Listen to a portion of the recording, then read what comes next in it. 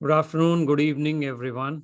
Today we have our student, Dr. Karan Singh, who recently matched, and we want to, discuss with him his journey, the challenges, and tips for upcoming match cycle for the student. So, welcome, Karan. Glad to have you. Hi, everybody. Thanks for having me, Bhavan. So, Karan, let's start off with an overview of your journey. So, tell us about your USMLE journey in brief. Yeah, sure. So I'm actually a visa requiring applicant. I come from Canada, but I went to a Caribbean school. So I did the whole 4 years medical school, took my steps along the way, did my clinical rotations, clerkships, externships, everything, as medical education was in the US. Apart from that, I graduated last year, 2021, near the end of the year. And after that, I've been just doing externships and also improving my application and finishing up. I finished up step 3. Oh, okay. But that Okay. was that was my journey. Good, With good, the good. match. So, you finished step three, obviously, I guess puts you at an advantage. But let's just dive into the challenges. What were the top challenges you faced? People think recent graduates don't have a challenge, but, let's hear from you. What were those challenges that you faced? Yeah, I guess the biggest challenge that I faced is I went for the match last year, and I didn't get it. And one of the biggest challenges was obviously there's some deficiencies in my application, it wasn't fully completed. But one of the biggest challenges, even after getting interviews, were taking the interviews, Hmm. building my application, and then doing the personal statement.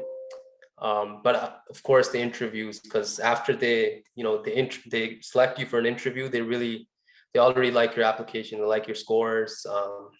You meet their criteria for residency, but they just want to see how you are as a person. And if you stumble upon those questions that they ask you and don't answer them properly, it can really put you back. Yeah. So before we get into this overcoming this challenge of the interviews, are there any other challenges that you think you had to overcome, other than, of And course, you're a visa seeking applicant? yes, obviously in my shoes, the biggest probably challenge coming in to the US as a visa seeking applicant is the clerkships, rotations, even after graduating, finding an externship, electives after medical school. That can be tough, especially inpatient rotations. That can be really tough, and they're really helpful. They're probably the best for improving your application. And apart from that, making connections, research is really important. Apart from clinical work, it could be just remote research, it could be in-person research, but it has to be like some clinical research, I think is the best. So those are some of the challenges coming in from, different So countries. obviously you graduated at the peak of COVID. So after you graduated, were you able to find on-site rotations? You had to do tele or a mix, or how did it work out? Yeah, actually, so since I was graduating in the middle of COVID, some of my rotations went virtually. So they turned into tele rotations and whatnot. So my school actually provided certain resources, but I know some friends and even some of my colleagues that were outside of school, and they had to find their own rotations, and it can get hard, especially with COVID happening, and it can get a little expensive. But there's always a way to continue education and continue rotations, especially if you have a proper channel and some good resources. Okay. Okay. So now let's move to your challenge that you had identified, which is the interviewing and the entire, I guess, the structure around the interview. How do you interact with the program, back and forth, so on and so forth. So, what were these challenges, and how did you overcome? Okay, so this whole interview, I think challenge was really mind opening, I guess. I just want to tell you guys that when you do get an interview, it's treat it like it's your last interview. Obviously, the season is so long. It started in September, it can end in February. Some students still get interviews till March. So it's like 6 months. You can get an interview anytime. But the biggest challenges were preparing for the questions. Every program asks almost the similar questions, but they tweak them in their own way to kind of personalize it to the program. You really need to research about the program.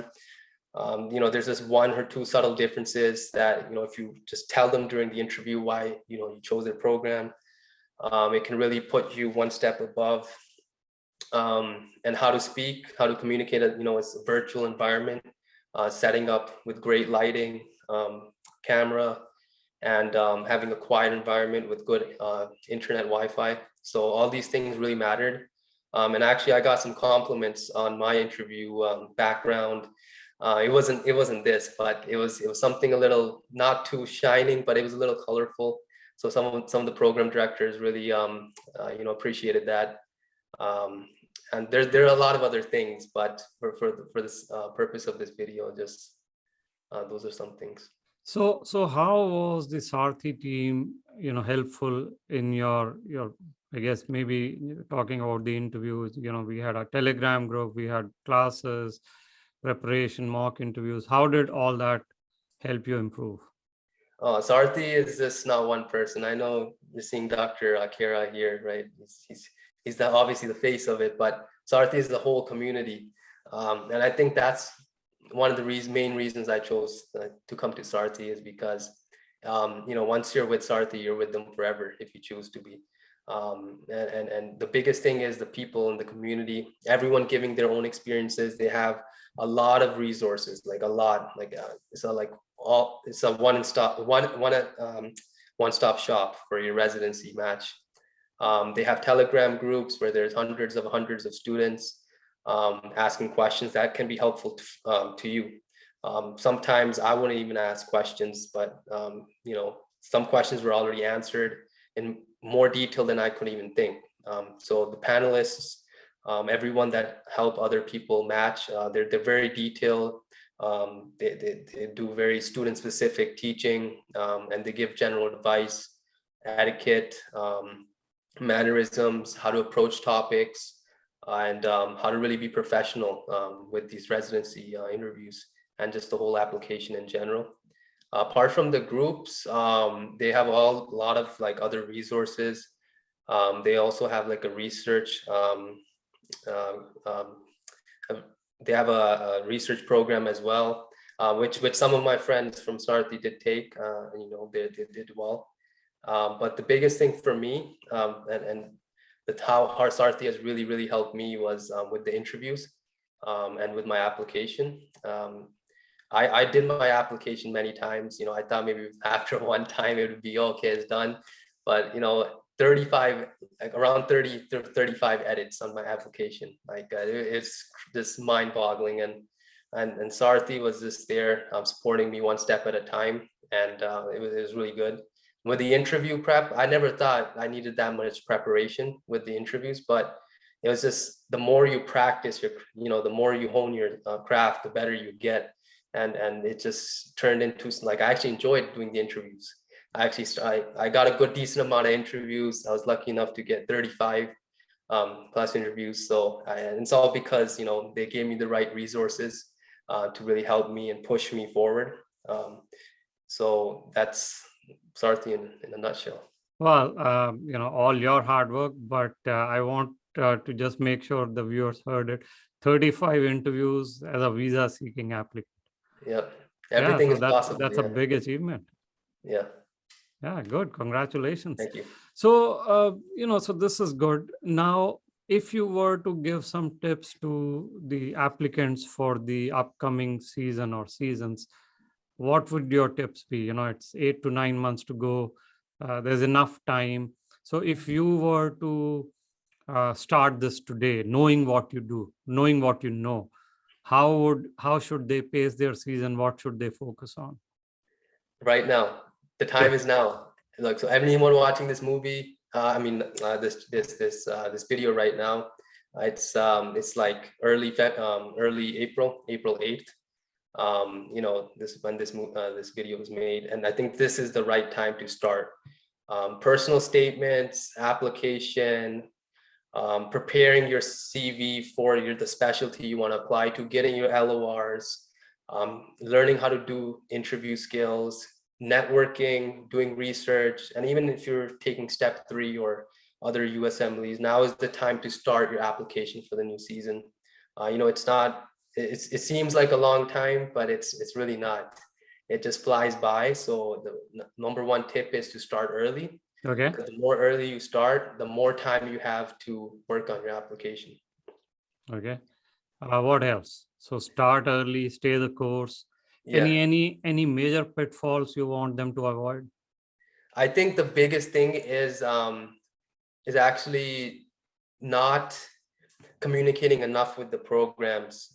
So one of the biggest things is a lot of people, especially because everything has become virtual. I'm not sure how the next season will be. It might be virtual or in-person interviews or a mix. But the biggest thing, I think, especially with the whole new geographical preferences that everyone had to go through last cycle, they really want to see if you want to come to their program. And one way to really do that is to communicate with the program, reach out to the program, show your interest, just make it known that you're interested in their program and in the specialty. And Sarthi really helped with a lot of communication skills with the programs, structuring the emails and whatnot, and really how to be professional on the email and virtually. Well, thank you very much, Karan. This was very, very useful. Good luck for your residency, and I'm sure these tips will be very useful to the applicants in the coming season. Yeah, no, thank you for having me, and best of luck, everybody. Thank you.